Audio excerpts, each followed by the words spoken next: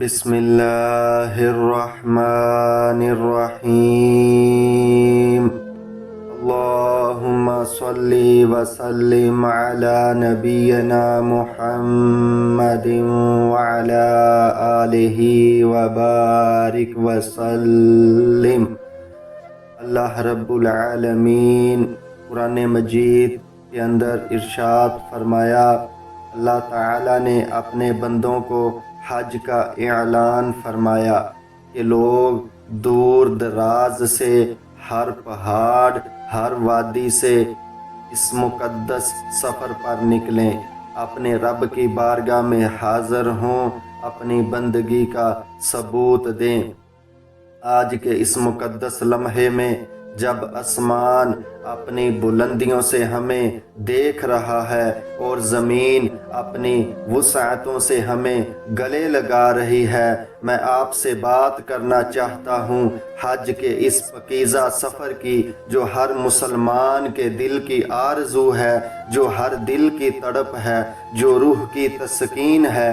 یہ حج یہ عبادت ہی نہیں، یہ عشق ہے، ایک ایسا عشق جو رب کے دربار میں پہنچائے۔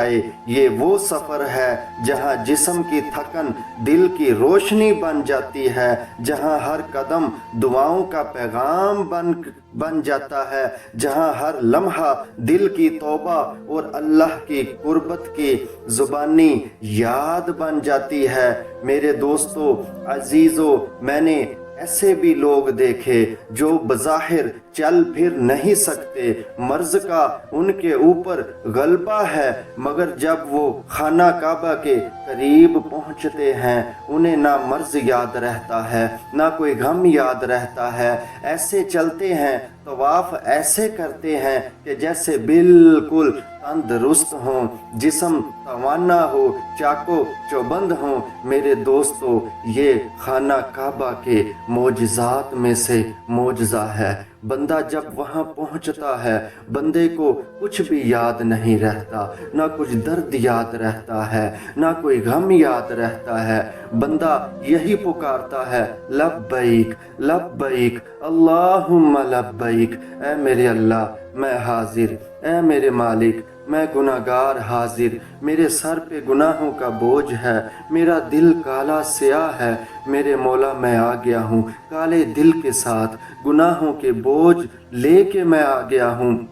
اللہ رب العالمین فرماتے ہیں، اے میرے فرشتوں، میرا بندہ سب کچھ چھوڑ کے آ گیا ہے، بہن بھائی چھوڑ کے آ گیا ہے، رشتہ دار چھوڑ کے آ گیا ہے، کاروبار چھوڑ کے آ گیا ہے۔ اے میرے فرشتوں، گواہ ہو جاؤ، جو اس کے سر کے اوپر گناہوں کا بوجھ ہے، وہ میں نے پہلی دفعہ ہی جو اس نے لبیک کہا، میں نے اسی وقت سارے کا سارا اتار دیا ہے۔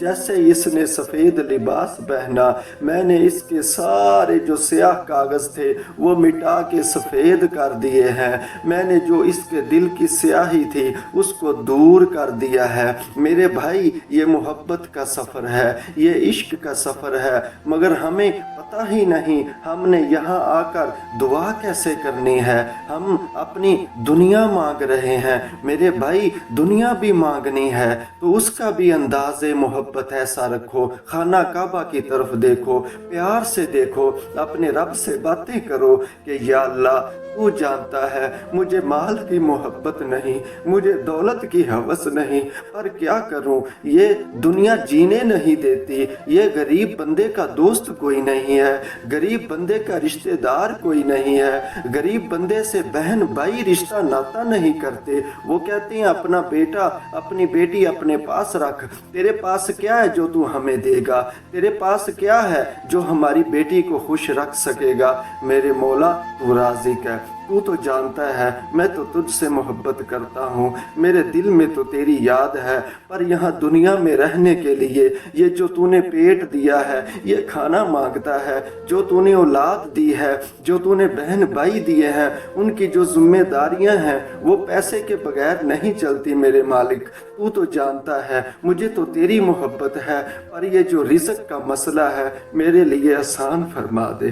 میرے مالک میرا رزق کو شادہ فرما دے، تو جانتا ہے میری جو ضروریات ہیں، جو میری ضروریات ہیں تو ان کو بہتر جانتا ہے۔ اے مالک تو غریب سے پیار کرتا ہے، اے مالک تجھے تو محبت ہے غریبوں سے، مسکینوں سے، پر میرے مالک یہ جو دنیا والے ہیں یہ غریب سے نفرت کرتے ہیں، یہ مسکین سے نفرت کرتے ہیں، انہیں اپنے پاس بٹھانا پسند نہیں کرتے، ان کے ساتھ بات کرنا پسند نہیں کرتے، ان کو کسی دعوت میں بلانا پسند نہیں کرتے۔ اے میرے مالک تو ہے جو غریب سے پیار کرتا ہے۔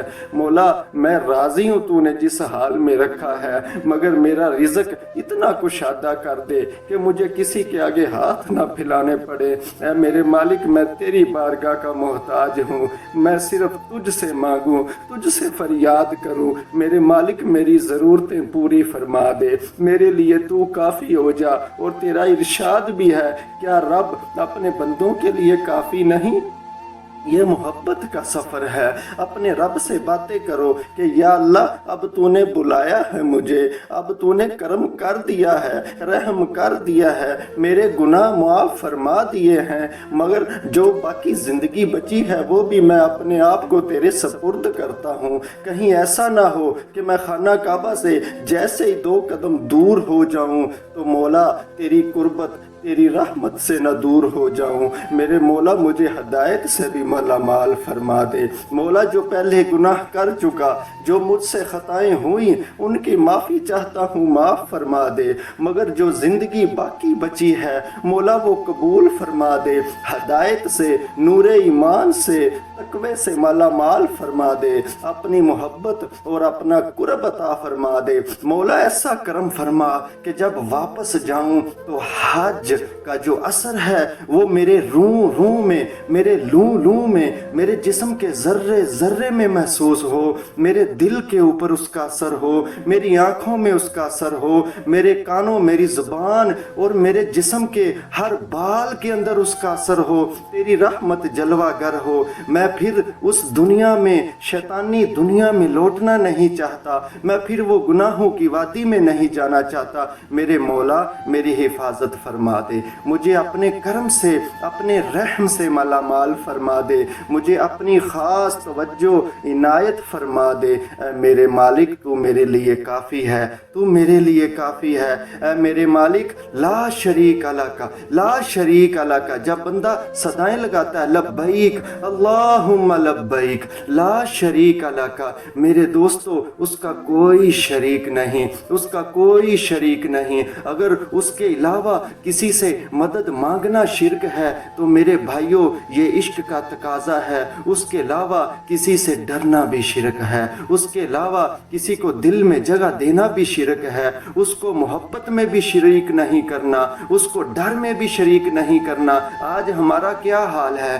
ہم ہر دنیا والوں سے ڈرتے ہیں، دنیا کے حکمرانوں سے تو ڈرتے ہیں، اپنی پولیس آرمی سے تو ڈرتے ہیں، مگر اللہ رب العالمین سے نہیں ڈرتے۔ ہم دنیا والوں کا حیا کرتے ہیں مگر اپنے رب العالمین کا حیا نہیں فرماتے۔ میرے دوستو یہ بندگی اس چیز کا نام نہیں، اپنے رب سے ہم نے پیار کرنا ہے۔ اے مالک ہم آ گئے، ہم گناہگار تھے، آ گئے تیری بارگاہ میں، آ گئے، یہ تیرا ہی تو کرم ہے۔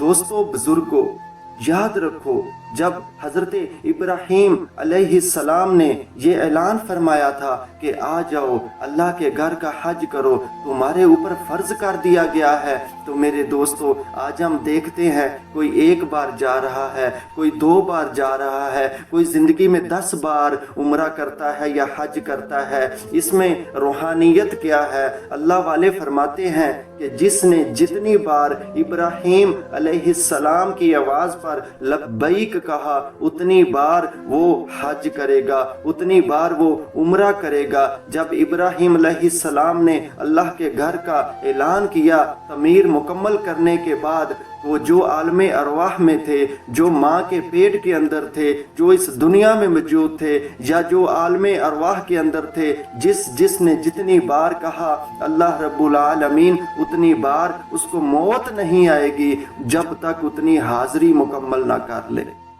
تو میرے بھائی اللہ رب العالمین ہم سب کو اپنے گھر کی بار بار حاضری نصیب فرمائے۔ آج ہم پریشان ہیں کہ ہماری غربت دور نہیں ہوتی، آج ہم پریشان ہیں غربت کے لیے وظیفے پہ وظیفہ، 5 تسبیح صبح، 5 تسبیح دوپہر، 5 تسبیح شام۔ امام الانبیاء حبیب خدا صلی اللہ علیہ وآلہ وسلم کا فرمان عالی شان ہے، لوگو اللہ کے گھر کا حج کرو، عمرہ کرو، بار بار کرو، بار بار کرو، بے شک تم جب بار بار عمرہ اور حج کرو گے تو اللہ رب العالمین تمہاری غربت بھی دور فرما دیں گے، تمہاری تنگی بھی دور فرما دیں گے، تمہارے گناہ بھی دور فرما دیں گے۔ یاد رکھو اللہ کی راہ میں جب بندہ نکلتا ہے، اللہ کے گھر کا حج کا ارادہ کر کے نکلتا ہے تو رستے میں جتنا بھی خرچ ہوتا ہے وہ آ کے کمرہ لے، وہ سواری کرائے پہ لے، وہ جو بھی خرچہ ہوتا ہے